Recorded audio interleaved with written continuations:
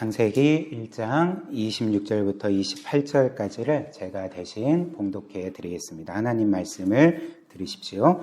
하나님이 이르시되 우리의 형상을 따라 우리의 모양대로 우리가 사람을 만들고 그들로 바다의 물고기와 하늘의 새와 가축과 온 땅과 땅에 기는 모든 것을 다스리게 하자 하시고, 하나님이 자기 형상 곧 하나님의 형상대로 사람을 창조하시되 남자와 여자를 창조하시고, 하나님이 그들에게 복을 주시며 하나님이 그들에게 이르시되 생육하고 번성하여 땅에 충만하라.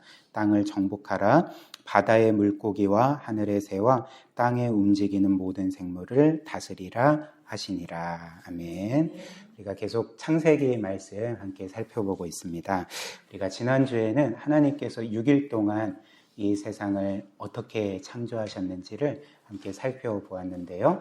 일단 지난주 말씀을 좀 요약해서 다시 우리가 기억을 해보면, 일단 하나님께서는 태초에 하나님의 말씀인 성자 예수 그리스도로 그리고 성령 안에서 이 세상을 창조하셨고요.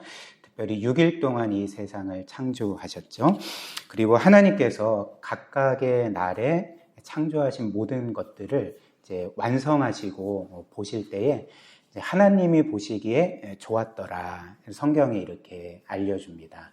하나님이 이 세상 모든 것들을 보시고 기뻐하시고 즐거워하시고 좋다라고 이렇게 말씀을 하셨다는 거죠. 이는 무슨 의미였습니까? 단지 하나님의 어떤 감정을 충족시켰다 이 정도가 아니라, 하나님께서 만드신 모든 것들이 이제 원래는 완전하고 그리고 또 하나님이 보시기에 좋은 상태에 있었음을, 영광스러운 상태에 있었음을 이제 보여주는 말씀이라 할 수가 있습니다.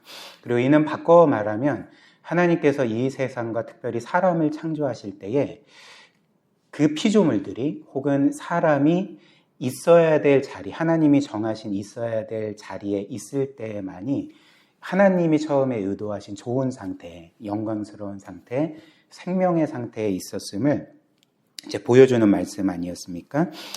그렇다면 하나님께서 특별히 사람을 창조하셨을 때 보시기에 좋았더라 말씀하신 그 상태, 하나님이 사람에게 정하신 그 위치, 자리는 어떤 것이었을까요? 어떤 물리적인 위치를 가리키는 것이 아니라 에덴 동산이든 뭐든 간에 이런 물리적인 위치가 아니라 영적인 위치인 거죠. 즉 사람이 그의 창조주이신 하나님을 가장 중요하게 여기고 자신의 삶의 최우선순위로 삼고 그 하나님만을 사랑하고 기뻐하고 즐거워하고 예배하고 영화롭게 하고 섬기는 그 상태가 하나님이 처음 사람을 창조하셨을 때의 좋은 상태, 그리고 그가 반드시 있어야 될 자리였던 거죠.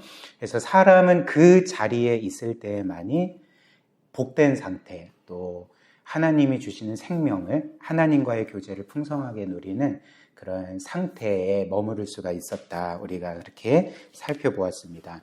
그렇다면 이런 말씀에 비추어서 죄라는 것은 무엇일까요? 우리가 여기에서 깨닫는 바는 이 죄라는 것은 단지 뭔가 나쁜 행동하고 나쁜 말하고 나쁜 생각이나 마음을 품는 게 죄가 아니라는 거죠. 물론 그것도 죄지만 죄의 본질은 아니라는 것입니다.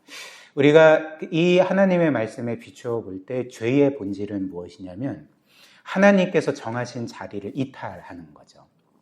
하나님께서 여기에 있어야지만 너가 보기에 좋다, 좋은 상태에 있다, 생명의 상태에 있을 수 있다 이렇게 말씀하셨는데, 사람이 그 자리를 이탈하는 것, 즉 하나님을 떠나고 자신이 이제는 하나님인 것처럼 자신의 삶의 주인인 것처럼 살고, 그래서 하나님이 아닌 이제 자신을 영화롭게 하고 자신만을 만족시키는 삶을 살아가는 것이 바로 이 죄의 본질이라는 것입니다. 그렇게 아담과 하와가 하나님을 떠났죠. 죄를 짓고 하나님을 떠났을 때에 그 결과는 어떤 것이었을까요? 그러니까 참담한 것이었죠. 그러니까 생명을 잃게 되었습니다. 영적인 생명을 잃게 되었고, 그리고 이후에 이제 죽게 되므로 육적인 생명도 잃게 되는 것 아니겠습니까? 마치 나무가 이제 땅에서 뿌리 뽑혀져 그냥 쓰러져 있다면 그 나무는 점점 생명을 잃고 죽어가는 것처럼 사람 또한 그의 창조주이신 생명의 근원이신 하나님을 떠날 때에 생명 없는 삶을 살아가는 것은 지극히 당연한 일 아니겠습니까? 그러나 우리가 아는 것처럼 복음은 무엇입니까? 하나님이 이런 우리를 포기하지 않으셨던 것. 이런 우리를 그냥 멸망하도록 내버려 두시지 아니하시고 우리를 위하여서 이제 그분이 직접 이 세상에 오신 것. 즉 그분의 아들을 이 세상에 보내셨고 그래서 그 아들의 그 목숨을 잃는 그 십자가 죽음을 통해서 우리로 하여금 영원한 생명을 얻게 하시고 다시금 그 하나님께로 돌아가게 하신 것이 바로 하나님이 우리를 위해 행하신 그리스도 안에서 이루신 구원 아니었습니까? 그러므로 이렇게 그 놀라운 은혜로 하나님께서 우리를 구원하셨을 때 이제 우리의 이후의 삶을 향해서 하나님이 가지신 그 가장 큰 바람이 무엇이겠습니까? 이제 우리가 다시금 하나님께서 그 우리로 하여금 돌이키게 하신 그 자리에 머물면서 이제 하나님을 가장 중요한 분으로 여기고 우리의 창조주요 주님과 구속주요 왕으로 삼고 그래서 그 하나님만을 위해 살아가는 그 하나님을 웨스트민스터 소유리 문답처럼 그 하나님만을 영화롭게 하고 영원토록 기뻐하고 또 순종하는 삶을 살아가는 것이 이제 하나님이 우리의 삶에 가장 바라는 바가 되실 것입니다. 이게 어떤 면에서는 성경 전체의 역사를 우리에게 보여주는 그런 내용이라 할 수가 있는 거죠. 그래서 오늘은 이제 이어서 그 지난주에 이어 이 사람의 창조, 하나님께서 사람을 창조하신 것을 더 좀 깊이 살펴보고자 하는데요. 세 가지로 살펴보겠습니다. 첫 번째는 하나님께서 우리를 창조하셨을 때 그분의 형상대로 우리를 창조하셨다는 것. 즉 사람은 이 세상에서 유일하게 하나님의 형상이라는 것, 이것을 살펴볼 거고요. 두 번째로는 특별히 오늘 본문 말씀을 보면 하나님은 사람을 창조하신 후에 이제 명령을 주십니다. 일하라는 명령을 주시거든요. 그래서 두 번째로는 우리 사람의 일의 원래 의미와 목적을 살펴볼 거고요. 마지막으로는 우리의 일이 왜 타락했고 또 우리의 일은 어떻게 회복되는지 이것을 살펴보도록 하겠습니다. 첫 번째로 하나님께서는 사람을 그분의 형상과 모양대로 창조하셨습니다. 우리 창세기 1장 26절, 27절을 한 번 더 같이 볼까요? 26절 하나님이 이르시되 우리의 형상을 따라 우리의 모양대로 우리가 사람을 만들고 그들로 바다의 물고기와 하늘의 새와 가축과 온 땅과 땅에 기는 모든 것을 다스리게 하자 하시고 하나님이 자기 형상 곧 하나님의 형상대로 사람을 창조하시되 남자와 여자를 창조하셨다 이렇게 전해줍니다. 즉 이 말씀처럼 하나님은 6일 동안 모든 것들을 창조하실 때 단 한 번도 어떤 것을 나의 형상대로 나의 모양대로 창조했다 이렇게 말씀하신 적이 없습니다. 오직 사람만이 우리의 형상대로 우리의 모양을 따라 창조하자, 만들자 이렇게 말씀하시며 창조하셨던 거죠. 여기에서 하나님의 형상과 모양, 이 형상과 모양이라는 단어는 의미가 다른 두 개의 단어가 아니고요. 이제 동일한 의미를 가진 이제 다른 단어입니다. 그러니까 어떤 면에서 강조법인 거죠. 그 히브리 성경에서 뭔가를 강조하기 위해서는 똑같은 의미의 단어를 연달아 사용하거든요. 그렇기 때문에 사람이 하나님의 형상과 모양이라고 하는 것은 진짜 하나님의 형상이다 이런 의미가 되는 거죠. 그래서 일단 사람이 하나님의 형상과 모양대로 창조되었다는 것은 이제 문자적인 의미로는 하나님을 닮은 모습으로 창조되었다는 의미가 됩니다. 그렇다면 우리는 그 하나님의 뭘 닮도록 창조되었을까? 우리의 이런 육신의 모습은 아니겠죠. 왜냐하면 하나님은 영이시고 몸이 없으시니까 우리처럼 이런 형체가 없으시잖아요. 그렇기 때문에 사람이 하나님의 형상을 따라 창조되었다는 것은 이런 물질적인 의미는 아닐 것입니다. 그렇다면 어떤 의미일까? 일단 사람은 하나님처럼 영적인 존재로 창조가 된 거죠. 영혼을 가진 존재로 창조가 되었습니다. 그래서 성경에 따르면 피조물들 중에서 천사를 제외하고 영혼을 가진 존재는 사람밖에 없습니다.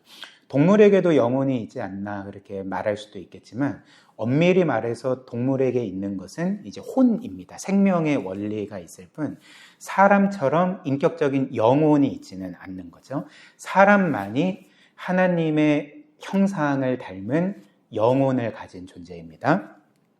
그리고 사람이 이렇게 영적인 존재라는 것은 기능상 그 사람이 지성과 감정과 의지를 가진 존재라는 것을 의미합니다. 물론 어떤 사람들은 똑같이 동물들도 어느 정도 지적인 능력이 있고 또 감정이 있고 또 나름대로 의지를 갖고 있지 않습니까? 이렇게 말하는 사람들도 있을 거죠. 물론 동물도 어느 정도 지적인 능력이 있죠. 그렇죠? 뭐 침팬지도 IQ가 뭐 한 60, 70 정도 되지 않습니까? 그러니까 이런 식으로 동물들도 어느 정도 지능이 있고 또 감정이 있잖아요. 그렇죠? 어느 정도 감정이 있고 또 자기가 그 원하는 대로 뭐 달려가거나 뭐 깨물거나 뭐 뭘 잡아먹거나 이런 의지가 있지 않겠습니까? 그러나 동물의 것들과 사람이 가진 지성과 정서와 의지에는 좁힐 수 없는 큰 차이가 있는 거죠. 동물의 지적인 능력과 이런 뭔가 의지의 능력은 사실 그들의 본성의 얽매입니다. 본성에 제한되는 거죠. 그래서 본성을 따라 생각하고 본성을 따라 행동하는 게 그 동물들이 가진 지적인 능력과 그 의지가 아니겠습니까? 그러나 사람의 그 지성과 감정과 의지는 동물들의 것과 같이 물론 본성에 얽매일 때도 있지만 그러나 때로는 본성으로부터 자유로운 그 동물들의 것과는 비교도 할 수 없는 그런 고차원적인 것이라는 것을 우리가 다 알고 있는 거죠. 따라서 이 세상에서 사람만이 그 지적으로 그리고 도덕적으로 선과 악과 그리고 의로움과 불의함을 구별할 수가 있습니다. 진리와 거짓을 분별할 수가 있는 거죠. 그리고 사람만이 자유롭고 인격적으로 사랑할 수 있고 또 어떤 것들을 분노할 수가 있는 거죠. 그리고 사람만이 때로는 본능에 얽매이지 아니하고 본능을 초월해서 무언가를 계획하고 결정하고 실행할 수 있는 자유로운 의지를 갖고 있지 않겠습니까?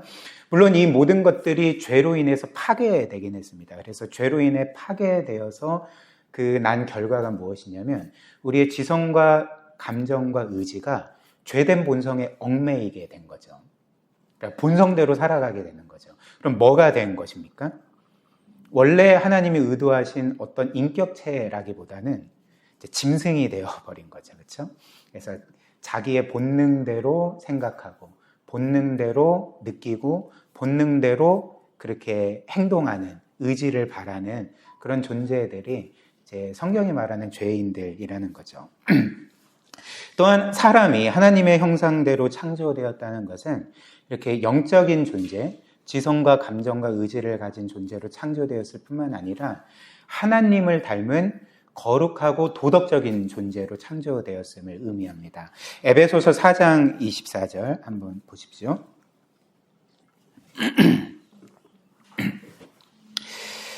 에베소서 4장 24절 이렇게 말합니다. 하나님을 따라 의와 진리와 거룩함으로 지으심을 받은 새 사람을 입으라. 즉 하나님께서 우리를 구원하셨을 때에 우리의 이런 본성뿐만 아니라 우리가 새 사람을 입는 것처럼 변화된다 혹은 변화되어 간다 이렇게 말하고 있거든요. 그러니까 이는 어떤 면에서 처음 하나님의 형상을 회복하는 거죠. 근데 이 하나님의 형상을 뭐라고 말하냐면 의와 진리, 여기서 진리는 진실함을 가리킵니다. 의와 진실함과 거룩함으로 지으심을 받은 새 사람 이렇게 말하는 거죠. 즉 하나님의 형상은 이렇게 도덕적으로는 그분의 거룩한 성품들, 의로운 성품들을 이제 가리키는 거죠.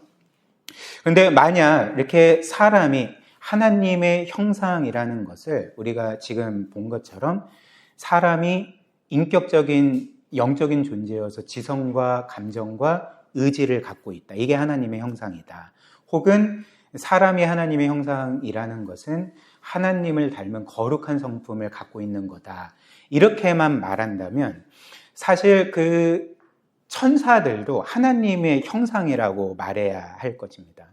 왜냐하면 천사들도 영적인 존재고 영혼을 가진 존재고, 천사들도 우리처럼 지성과 감정과 의지를 가진 존재고, 천사들도 하나님을 닮은 어떤 면에서 거룩한 성품을 가진 존재들이기 때문에 그렇죠. 그렇기 때문에 이런 식으로 따지면 사람뿐만 아니라 천사들도 하나님의 형상대로 창조된 것일 텐데, 성경은 천사를 하나님의 형상으로 말하지 않고 오직 사람만이 하나님의 형상이다라고 말하는 거죠. 그렇다면 그 하나님의 형상에는 천사는 가지지 않는 또 다른 특징이 있다는 것을 우리에게 알려주지 않습니까? 그렇다면 그것은 무엇일까라는 거죠. 그게 무엇일까요? 그러니까 천사는 없는 사람만이 가진 그 특징과 특권은 바로 하나님께서 사람을 그분을 닮은 자녀와 같은 존재로 창조하셨다는 것이 바로 하나님의 형상이라는 그 개념의 핵심 개념이라는 것입니다. 그래서 천사와는 달리 사람은 하나님의 자녀와 같이 사랑을 받고 하나님의 기쁨의 대상이 되고 하나님의 영원토록 지키시고 돌보시는 그런 존재로 창조되었다. 이게 이제 하나님의 형상인 거죠. 이를 잘 보여주는 말씀이 창세기 5장입니다. 5장 1절부터 3절 보시면 이제 타락 이후에 아담의 족보가 나오거든요. 한번 1절부터 보십시오. 이것은 아담의 계보, 족보를 적은 책이니라. 하나님이 사람을 창조하실 때에 하나님의 모양, 즉 형상대로 지으시되 남자와 여자를 창조하셨고, 그들이 창조되던 날에 하나님이 그들에게 복을 주시고 그들의 이름을 사람이라 일컬으셨더라.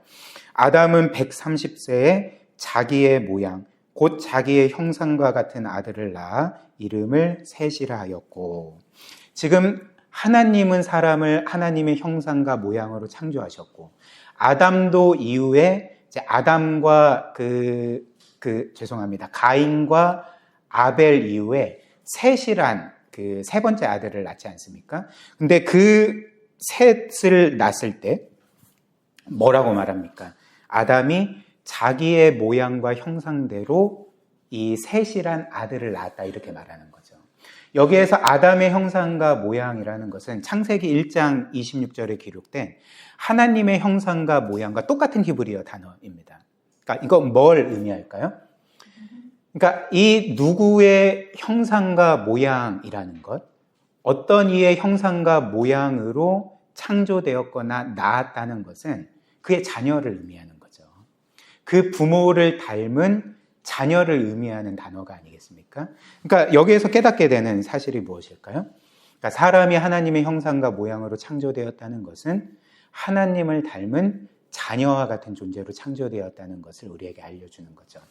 물론 구약 성경을 보면 사람이 하나님의 자녀로 창조되었다는 직접적인 언급이 그렇게 많지는 않습니다. 이스라엘 백성이 하나님의 자녀라는 언급은 좀 있고, 하나님의 이스라엘 백성을 자신의 아들처럼 자녀처럼 대하신다는 말씀은 조금 있지만, 그렇지만 그렇게 많은 것은 아니거든요. 그러나 이것은 신약 성경에 오면 분명해집니다. 왜냐하면 신약 성경이 말하는 바는 하나님께서 영원 전부터 그 택하신 자들을 어떤 목적을 위해서 택하셨냐면 그분의 자녀들이 되도록 택하셨다, 이렇게 말씀하기 때문에 그런 거죠.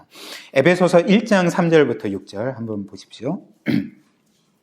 찬송하리로다. 하나님 곧 우리 주 예수 그리스도의 아버지께서 그리스도 안에서 하늘에 속한 모든 신령한 복을 우리에게 주시되, 곧 창세 전에, 즉 태초 전을 의미하죠. 창세 전에 그리스도 안에서 우리를 택하사 우리로 사랑 안에서 그 앞에서 거룩하고 흠이 없게 하시려고 그 기쁘신 뜻대로 우리를 예정하사 예수 그리스도로 말미암아 자기의 아들들이 되게 하셨으니. 어떤 의미가 담겨 있을까요? 하나님이 창세 전에, 이 세상 만물을 창조하기 전에 우리를 향해 가지신 계획과 목적이 있었는데, 그것은 우리 모두를 그분의 아들들이 되게 하시는 것, 그분의 상속자가 되게 하시는 것이 그분이 우리를 향해 가지신 태초 이전의 목적이었다는 거죠. 그러니까 무슨 이야기냐면 하나님은 태초에 사람을 창조하실 때 이미 이 계획을 염두에 두시고 창조하셨다는 것입니다. 즉 우리를 그분의 자녀로 삼으시기 위해서 사람을 창조하셨다는 것을 우리가 알게 되는 거죠. 그래서 6절 말씀, 이는 그가 사랑하시는 자 안에서 우리에게 거저주시는 바 그의 은혜의 영광을 찬송하게 하려는 것이라 이렇게 말하죠.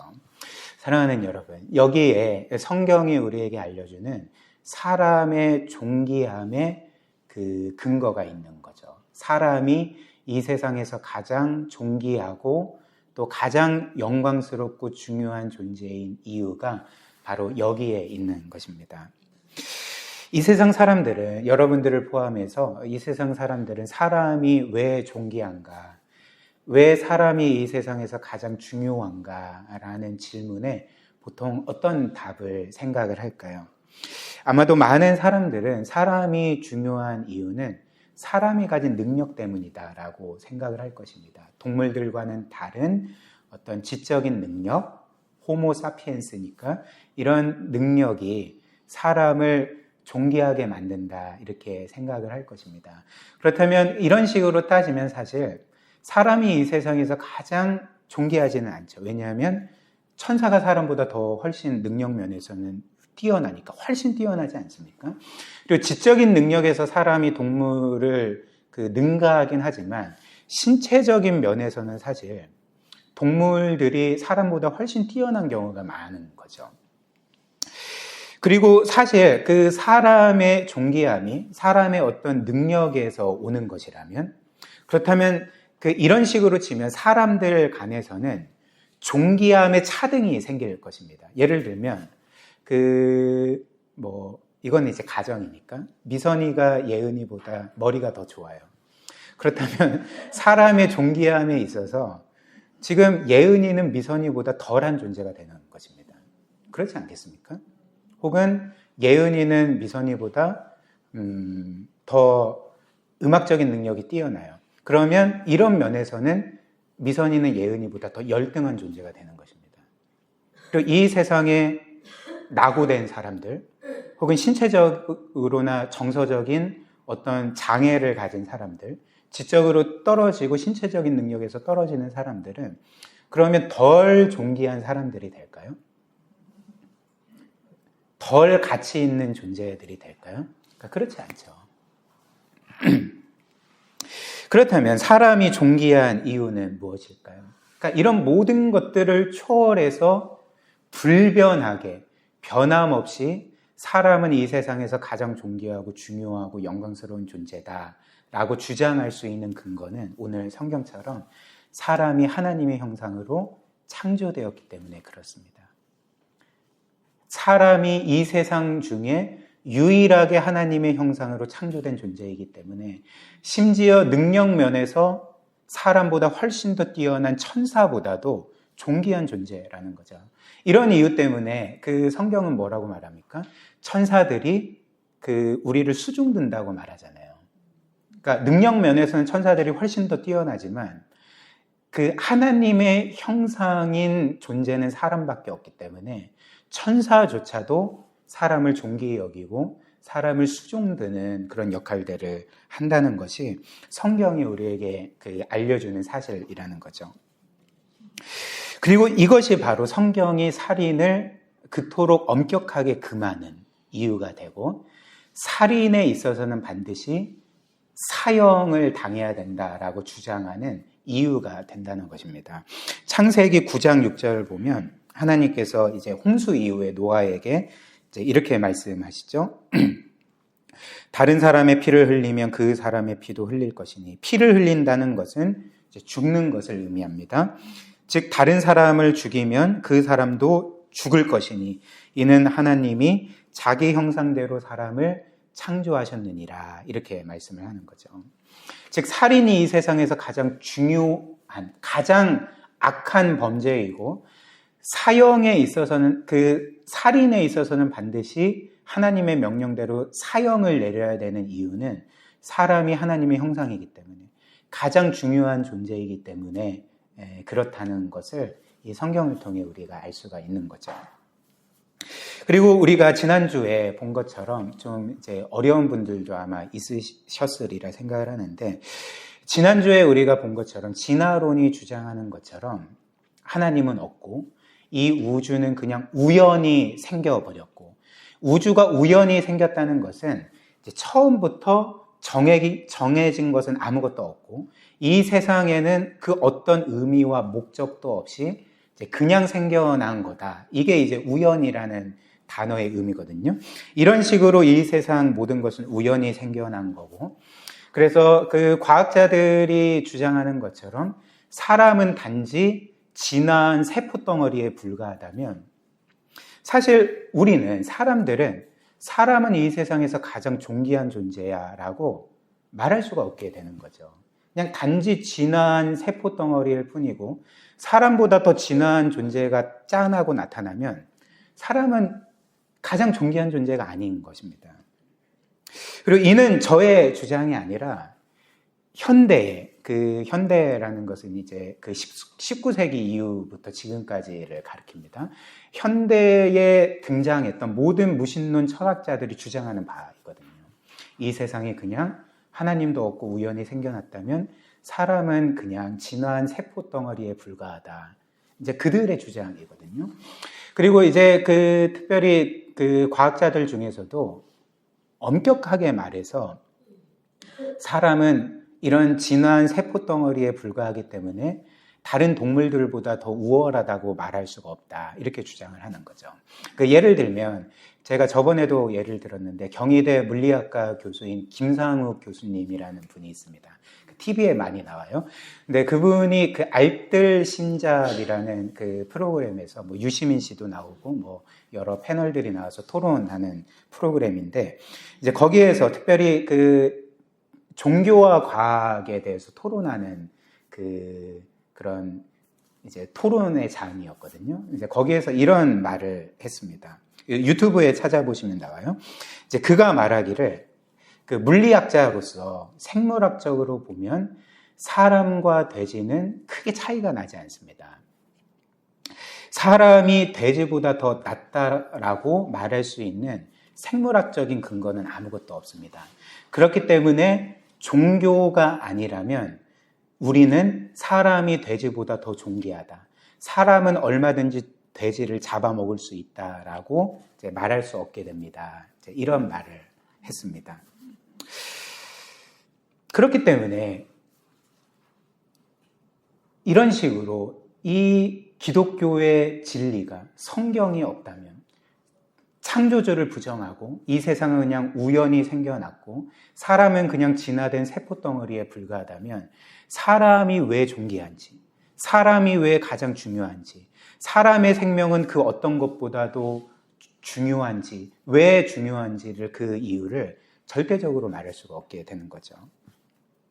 또한 일단 이렇게 우주는 우연히 생겨난 거고 신도 없고 어찌됐든 모든 것들이 우연히 생겨났기 때문에 처음부터 정해진 것도 없고 어떤 절대적인 의미와 가치나 목적도 없다면, 모든 사람들은, 이 진화론을 주장하는 모든 사람들은 결국에는 어떤 절대적인 도덕 가치들을 주장할 수 없게 되는 거죠. 우리가 지난주에 살펴본 것처럼 특별히 진화론이 이 세상과 모든 것의 형성 원리라면, 가장 중요한 형성 원리라면, 진화론의 가장 핵심은 무엇입니까? 약육강식이잖아요.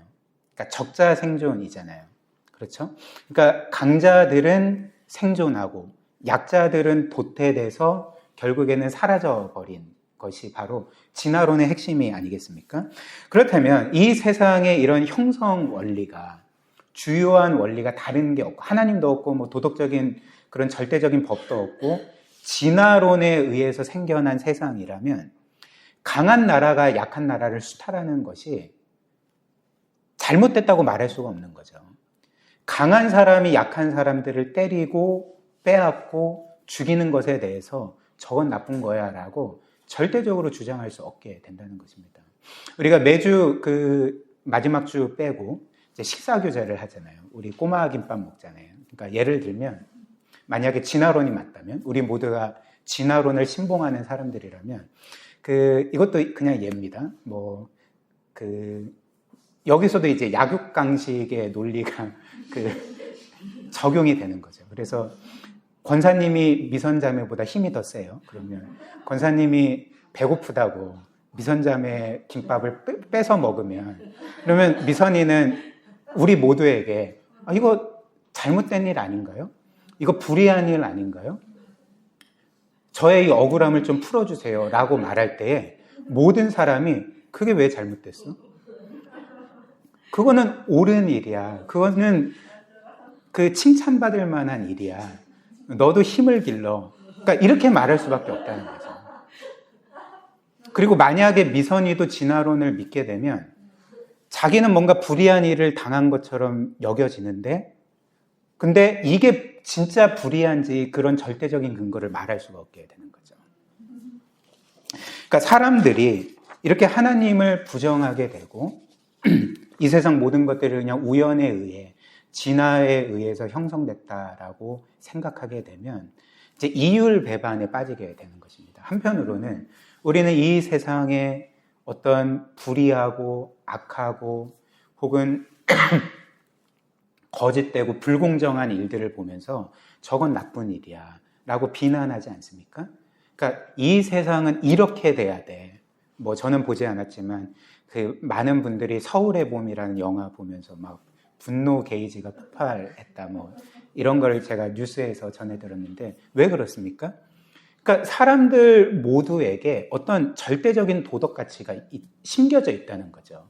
이런 절대적인 도덕에 대한 그 선과 악과 옳고 그름과 그리고 의로움과 불의에 대한 어떤 지울 수 없는 감각이 다 그들의 마음 가운데 새겨져 있다는 것 아니겠습니까? 그런데 또 한편으로 진화론에 충실하다면, 진화론이 맞고 진화론에 충실하다면 서울의 봄을 봐도 이게 왜 절대적으로 나쁜지 주장할 수 없게 되는 거죠. 그러니까 결국에는 전두환은 선한 놈이고 전두환에 의해서 그렇게 죽거나 다치거나 자리에서 물러난 권력을 빼앗긴 사람들은 이제 힘이 없는 사람들일 뿐 아니겠습니까?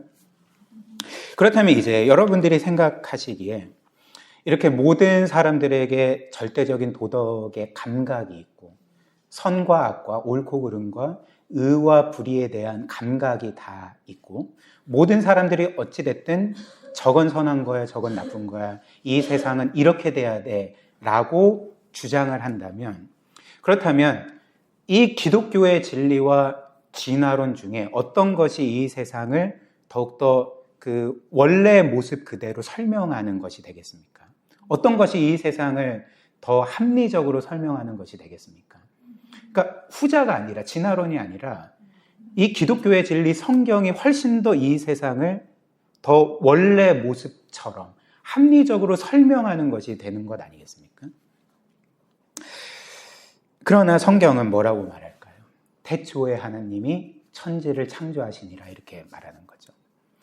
즉 이 세상 만물을 말씀으로 창조하신 영원하신 삼위 하나님이 분명히 계시고 그 삼위 하나님께서 이 세상을 창조하실 때 그분의 거룩하고 공의로운 법을 이 세상에 세워주셨고, 즉 절대적인 도덕 법칙을 세워주셨고, 그 하나님께서 사람이 단지 우연에 의해서 진화로 인해서 생겨난 존재가 아니라 그분의 형상과 모양으로 창조하셨고 가장 존귀하게 여기시고 가장 영광스럽게 창조하셨다면 이 모든 것들이 사람들이 느끼는 바에 더 합치된다는 것입니다.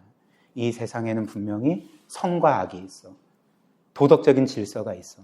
사람의 생명은 이 세상 어떤 것보다도 더 소중하고 영광스러워. 그러니까 이런 사람들의 마음을 충족시켜주는 것이 진화론이 아니라 성경이라는 거죠.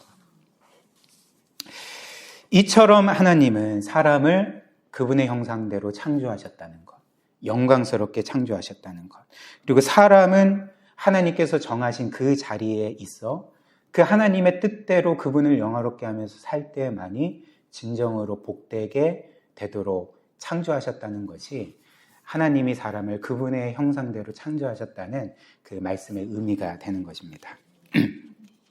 그 다음 두 번째로 하나님께서는 사람을 그분의 형상대로 창조하셨을 뿐만 아니라 이제 일을 명하시는 거죠. 일을 명하십니다. 창세기 1장 28절 한번 보십시오.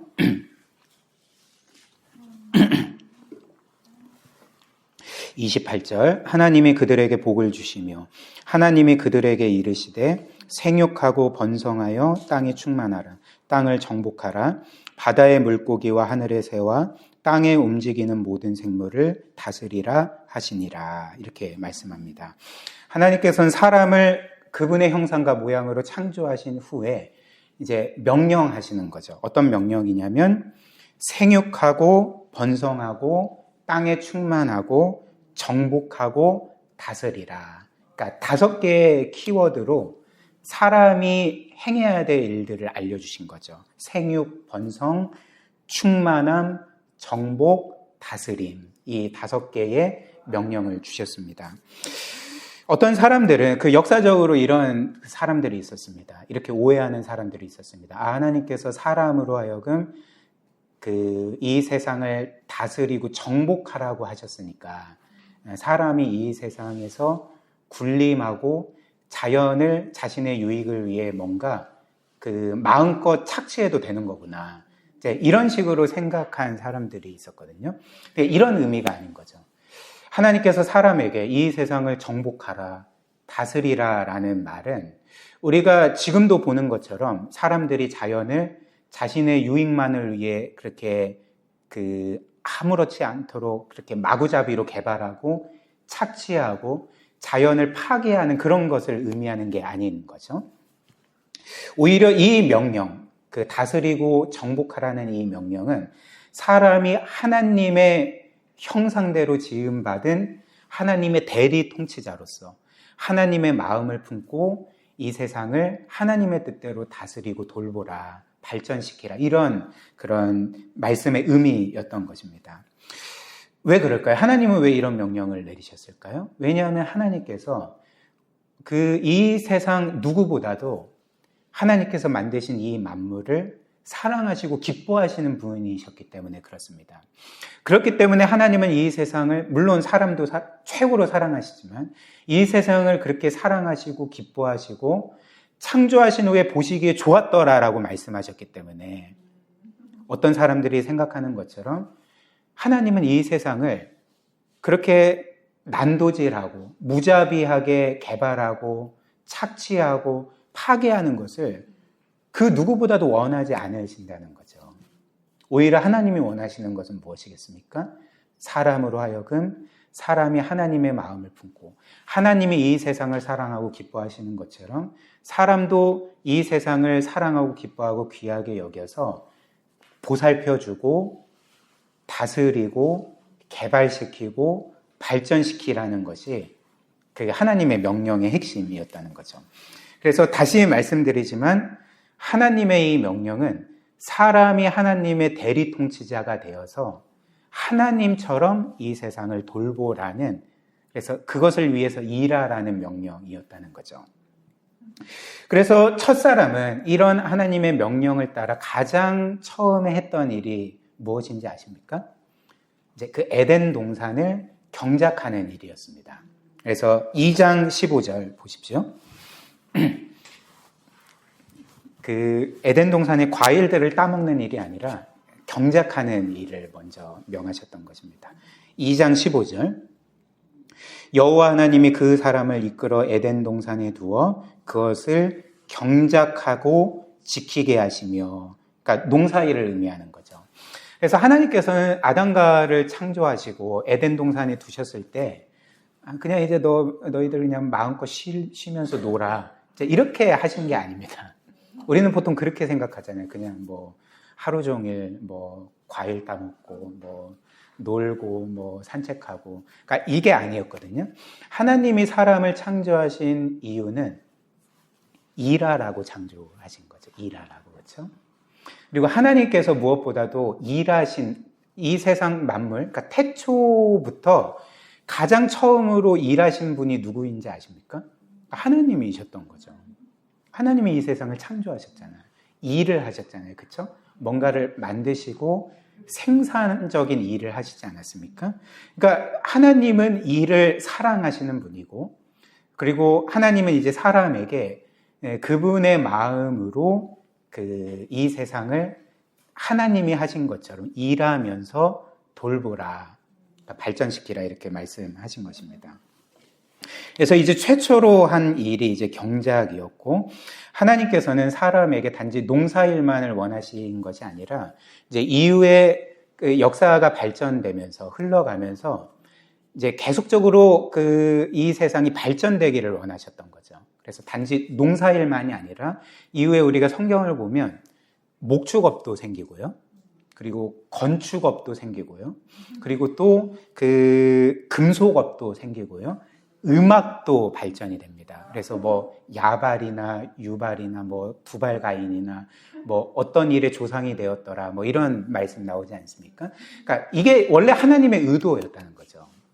그러니까 이런 식으로 계속 이 세상이 발전되기를 원하셨고, 어떤 면에서는 이제 요한계시록에 보면 하나님이 이제 최종적으로 구속할 이 세상은 도시의 형태로 세워지거든요. 도성입니다, 도성. 과거의 도성은 도시예요, 지금의 도시. 도시거든요, 시티거든요. 그러니까 뭘 의미할까요? 먼 훗날 요한계시록이 말하는 이 세상 만물이 구속될 날은 원시 시대로 돌아가는 게 아니라 뭐 다들 빨개 벗고 과일만 따먹는 그런 나라가 되는 게 아니라 지금보다도 훨씬 더 비교할 수 없는 고도로 발전된 문명이 세워지는 그런 곳이 바로 하나님의 완성된 나라라는 거죠. 이게 제 얘기가 아닙니다. 신학자들의 얘기입니다. 신학을 굉장히 깊이 연구한 모든 이들이 거의 이제 일치되게 주장하는 바입니다. 그래서 이제 여기에서 깨닫게 되는 바는 무엇이냐면, 이 세상의 모든 일은 하나님이 먼저 시작하셨고 하나님이 그분의 일을 우리에게 위임하신 것이라는 거죠. 이 세상의 죄 빼고 모든 직업과 일은 하나님이 먼저 시작하셨고 하나님이 우리에게 위임하신 어떤 면에서는 그분의 일이라는 것입니다. 이게 원래 일과 직업이 가진 의미와 목적이라는 거죠. 그래서 이를 잘 보여주는 말씀이 고린도전서 10장 31절인데요. 여러분들 잘 아시는 말씀이죠. 그런즉 너희가 먹든지 마시든지 무슨 일을 하든지 다 하나님의 영광을 위해 하라. 무엇을 하든지 다 하나님의 영광을 위해 하라. 무슨 말일까요? 제가 말씀드린 것처럼 이 세상에서 죄악된 일 빼고, 죄를 짓는 일 빼고 모든 일들은 다 하나님의 영광을 위해 하게끔 되어 있다는 거죠. 그러니까 바꿔 말하면 무슨 말이겠습니까? 이 세상에 우리가 하는 모든 일들은, 심지어 가사 일조차도 하나님이 그분의 영광을 위해서 우리에게 위임하신 일이고, 그렇기 때문에 그분의 영광을 위해서, 그분의 기쁨을 위해서, 또 그분이 오늘 아담과 하와에게 명하신 것처럼 이 세상을 유익해 하고 복되게 하고 사람들을 섬기게끔 우리에게 주신, 위임하신 그분의 일이라는 것을 이 성경을 통해 우리가 깨닫게 되는 거죠. 그래서 이런 이유로 16세기의 유럽의 종교개혁자들인 마르틴 루터나 이제 존 칼빈이 주장했던 바가 무엇이냐면, 물론 이제 그들은 이 이신칭의의 복음도 주장을 했지만, 그러나 그들이 주장했던 또 한 가지는 직업 소명론이었습니다. 그러니까 좀 이제 어려운 말인데, 직업 소명론이라는 것은 무엇이냐면, 이 땅의 모든 직업, 그러니까 성직뿐만 아니라 이 땅의 모든 직업이 하나님께서 부르신 일이라는 거죠. 하나님께서 모든 사람을 성직뿐만 아니라 어떤 한 일에 종사하도록 부르셨다는 것입니다. 그분의 영광을 위해서. 그래서 마르틴 루터가 이런 말을 했거든요. 매일 젖소에게서 우유를 짜는 사람이나 교회에서 사역하는 목회자나 똑같이 하나님의 거룩한 일을 하고 있는 것입니다. 이런 말을 했던 거죠. 사랑하는 여러분, 과거에 우리가 늘 듣던 말은 이런 것 아니겠습니까? 교회에서 이런 사역자만이, 성직만이 하나님을 위한 일이고 나머지 일은 뭔가 세속적인 일인 것처럼 우리는 그렇게 배우지 않았습니까? 그래서 성도들이 이런 가르침들을 계속 잘못된 가르침들을 받았기 때문에 일주일 동안 어찌됐든 최선을 다해 일해 왔는데 교회에 오면 이제 불편한 거죠. 그래서 이런 기도하지 않습니까? 하나님, 이 죄인이 일주일 동안 세상 가운데 살다가 세상 일만 하다가 이 자리에 왔습니다. 오늘은 이제 주님의 일을 좀 하겠습니다. 제가 찬양 봉사도 하고 대표 기도도 하고 안내도 하고 이렇게 하겠습니다. 그러니까 이런 식의 이해를 갖게 되는 거죠. 그러나 성경이 우리에게 분명하게 말하는 바는 하나님은 태초 이후에 최초로 기쁨으로 일을 하신 분이라는 것. 또 하나님께서는 사람을 그분의 형상으로 대리 통치자로 삼으셔서 그분의 일을 우리에게 위임시키셨다는 것. 그래서 우리가 하는 모든 일은 하나님의 영광을 위해 해야 되고 하나님의 뜻을 이루는 일이 되어야 한다는 것. 여기에 우리의 일에 의미와 목적이 있고 우리의 모든 일이 목회 사역뿐만 아니라 모든 일이 존귀한 이유가 된다는 것입니다. 그렇다면 이제 마지막 세 번째로 성경은 이렇게 일 자체를 처음부터 너무나도 고귀한 것, 영광스러운 것, 하나님께서 우리에게 위임해 주신 것으로 말하는데 왜 내가 하는 일 그리고 나의 직업은 왜 이렇게 고단하고 고통스러울까? 이제 모든 사람들이 이런 생각하잖아요. 나는 왜 내 일이 이렇게 재미가 없고 늘 고단하고 고통스럽고 이것을 좀 언제 때려칠 수 있을까? 왜 이런 생각만 들까? 이렇게 생각을 하잖아요. 그렇죠? 그 이유는 무엇일까요? 그러니까 일 자체가 원래부터 뭔가 우리를 괴롭히기 위해서 고안된 것이기 때문이 아니라 어떤 악한 것이기 때문이 아니라 일 자체는 원래 선했는데 왜 그럴까요? 우리의 죄 때문인 거죠. 사람이 죄를 짓고 그 죄로 인하여서 이 세상이 저주를 받고 우리의 일 자체도 저주를 받았기 때문에 우리는 일 자체에서 계속적으로 고단하고 고통을 겪게 되는 것입니다. 그래서 창세기 3장 17절 보면 아담과 하와가 죄를 범하고 나서 하나님이 이런 저주를 내리시죠. 아담에게 이르시되 너가 너의 아내의 말을 듣고 내가 너에게 먹지 말란 나무의 열매를 먹었은즉 땅은 너로 말미암아 저주를 받고 너는 너의 평생에 수고하여야 그 소산을 먹으리라 이렇게 말씀을 하셨습니다. 그래서 원래 일은 복된 것이었는데 사람이 죄를 짓고 난 후에 땅이 저주를 받고 그 일 자체도 저주를 받게 된 거죠. 땅은 엉겅퀴를 내고 너는 평생 뼈 빠지게 일하다가 죽고 너의 이름대로 먼지로 사라지리라 이런 저주를 우리의 일이 이렇게 저주를 받은 것입니다. 근데 여기에서 어찌됐든 아담이 받은 일의 저주는 농사일 뿐인 것처럼 보이잖아요. 근데 농사일이 아닌 거죠. 이후의 모든 일들이 저주를 받게 되었고 그리고 우리의 이런 하나님의 죄에 대한 저주로 인해서 이 땅이 저주받고 우리의 일이 저주받았을 뿐만 아니라 또 한 가지 우리의 일이 우리에게 저주스러운 중요한 이유가 있습니다. 그 이유는 우리의 죄의 본질 때문인데 그 죄의 본질이 무엇이냐면 이제 타락 이후에 모든 사람, 우리를 포함한 모든 사람은 이제 일을 할 때 하나님을 위해 하는 것이 아니라 우리 자신의 이름을 내기 위해서 일을 하기 시작했다는 거죠. 이를 잘 보여주는 것이 이제 창세기 11장에 기록된 바벨탑 사건 아니겠습니까? 사람들이 모여서 바벨탑을 만들었습니다. 아주 높이 하늘에 닿게까지 만들었고 신학자들에 따르면 바벨탑 꼭대기에는 신전이 세워져 있었을 거다. 원래 그런 계획과 목적을 가지고 만들었을 거다 이렇게 생각을 하거든요. 물론 이것을 이제 더 깊이 설명할 시간은 없는데 어찌됐든 이들이 바벨탑을 만든 목적이 이런 것이었죠. 4절 말씀 보십시오. 창세기 11장 4절.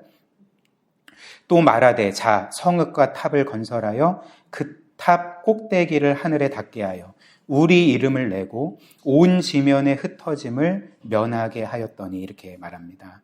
이 사람들은 뭘 위해서 바벨탑을 만들었습니까? 그러니까 우리 이름을 내고 우리 이름을 내는 목적을 위해서 이 바벨탑을 만들자. 제가 아까 바벨탑 꼭대기에는 신전이 있다고 말씀을 드렸잖아요. 이게 무슨 의미냐면 우리의 힘으로 우리는 하늘까지 다다를 수 있고 우리 힘으로 우리는 신에게 인정을 받을 수 있고 내가 이렇게 가치 있고 존귀하고 영광스러운 존재인지를 입증할 수 있어. 이런 의미였던 거죠. 그러니까 일이 이렇게 자신을 드러내고 그리고 자신을 입증하고 그리고 그 자신의 삶의 의미와 가치와 정체성을 찾는 도구로서 사용될 때 그 일 자체가 저주를 받게 되었다는 것입니다. 그래서 하나님께서 결국 그 사람들의 언어를 혼잡하게 만들면서 바벨탑 건설을 중단시키셨잖아요. 그러니까 바벨탑 사건 이 건설을 중단시켰다는 것은 하나님이 뭔가 기술과 문명의 발전을 원치 않으신 것이 아니라 제가 아까 말씀드린 것처럼 하나님은 문명과 기술이 발전되고 계속적으로 찬란하게 세워지는 것을 원한다 말씀드렸잖아요. 그러니까 하나님이 이 모든 것들을 원치 않으셔서 바벨탑 건설을 중단시킨 것이 아니라 이들이 이 바벨탑을 쌓는 일을 그들의 이름을 내기 위해서 자신들의 어떤 삶의 의미와 목적을 확인하기 위해서 자기가 하나님이 되기 위해서 이 바벨탑을 쌓았기 때문에 하나님은 그 탑의 건설을 중단시키시고 그 사람들을 흩으셨던 것입니다. 그래서 원래 하나님은 그 사람에게 일을 주실 때에 그 사람을 창조하시고 이 땅을 살아가게 하실 때에 질서를 정해 주셨죠. 그 질서는 하나님이 중심에 계셔서 사람들이 하나님 중심을 돌면서 이제 각자 일을 하며 하나님을 영화롭게 하는 것이 하나님이 정하신 질서였습니다. 여러분들은 그 어릴 때 그 둥글게라는 동요를 불러보신 적이 있으실 것입니다.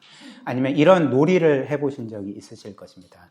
가운데 의자를 하나 놓고 그 나머지 사람들이 그 의자를 돌면서 노래를 부르다가 그 딱 어떤 타이밍에 딱 이제 노래를 멈추면 한 사람이 그 자리를 차지하게 되는 그런 그 놀이가 있지 않습니까? 그러니까 하나님께서 이 세상을 창조하신 원래 질서는 하나님이 그 가운데 자리에 좌정해 계시고 모든 사람들이 하나님을 중심으로 둥글게 하면서 돌면서 각자 그 사람들에게 주신 일들을 최선을 다해 하면서 하나님을 영화롭게 하고 하나님을 섬기고 서로를 섬기는 그림이었거든요. 이게 원래 질서였거든요. 근데 죄를 지은 이후에 모든 사람들은 어떻게 되었을까요?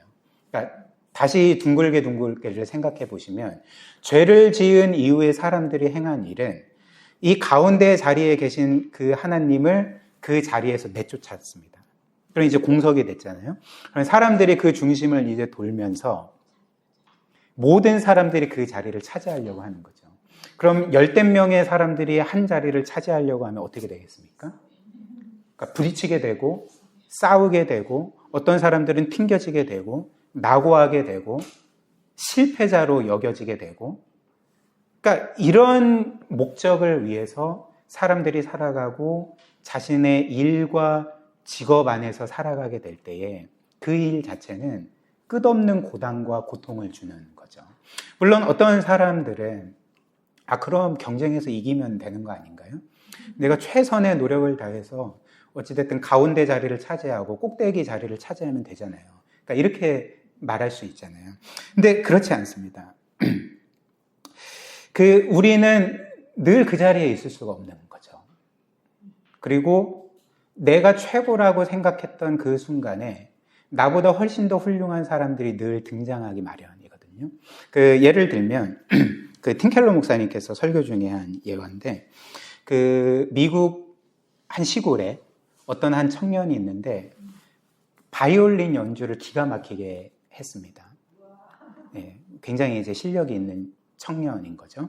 그래서 그 청년은 그의 삶에 있어서 이 바이올린이 그의 삶의 전부인 거예요. 자신의 삶의 의미와 목적과 정체성과 이 바이올린을 통해 사람들에게 인정을 받고 칭찬을 받고 정말 자신의 이제 모든 것으로 삼는 것입니다. 근데 이제 그 청년이 이 시골 안에서는 이제 자신의 이름을 더 낼 수가 없으니까 내가 이제 대도시에 가서 좀 내 이름을 내보겠다 해서 이제 그 청년이 뉴욕에 간 거죠. 그래서 뉴욕에 도착을 했는데 도착하자마자 곧이어 절망에 빠지게 된 것입니다. 왜 절망에 빠지냐면 길거리를 걸어가는데 길거리에서 그 돗자리 깔아놓고 바이올린 연주를 하면서 동냥하는 사람이 자신보다 훨씬 더 바이올린 연주를 잘하는 거죠.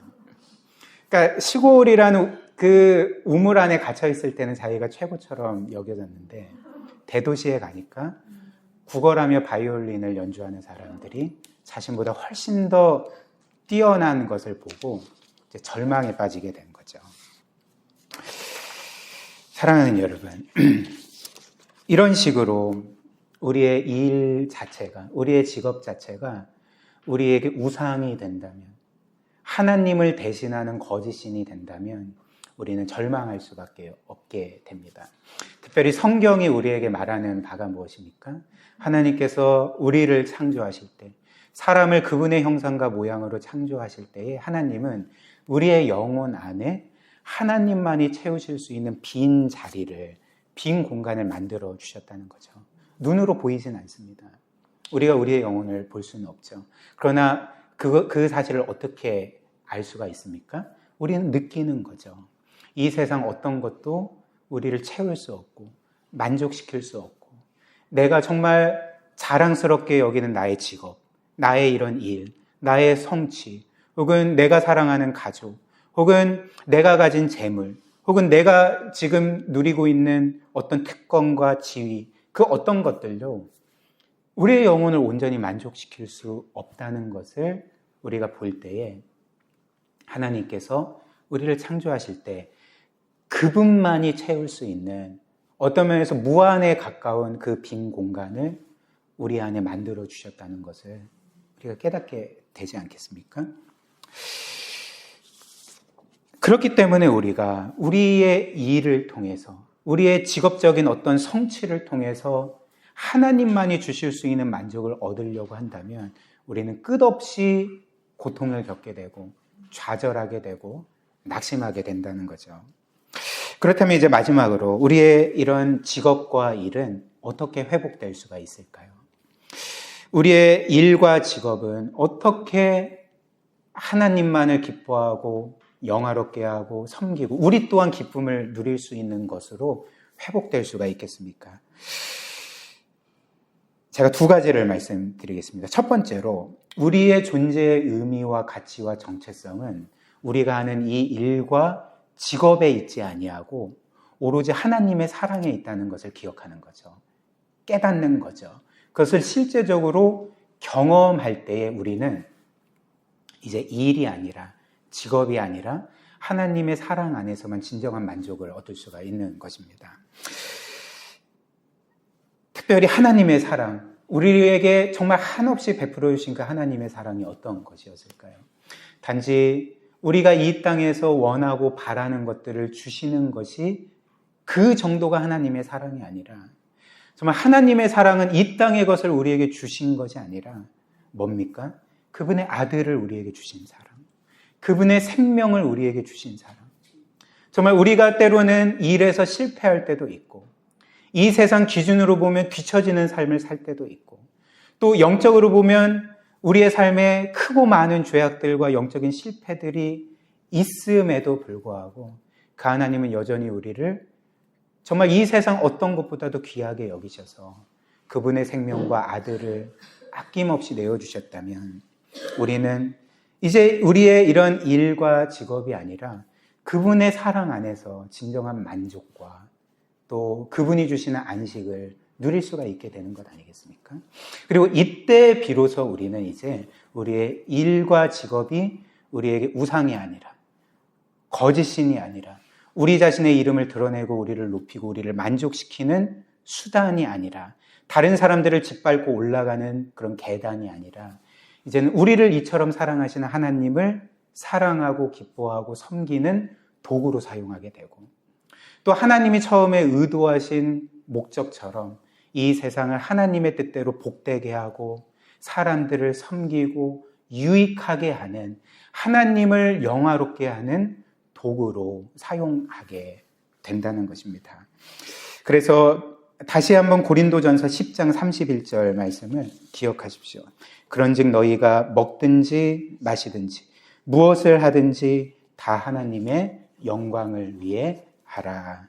이런 말씀이 우리에게 주는 귀한 은혜가 평생 하나님의 영광을 위해 모든 일을 하는 은혜가 저와 여러분들의 삶 가운데 충만하기를 주님의 이름으로 축복합니다.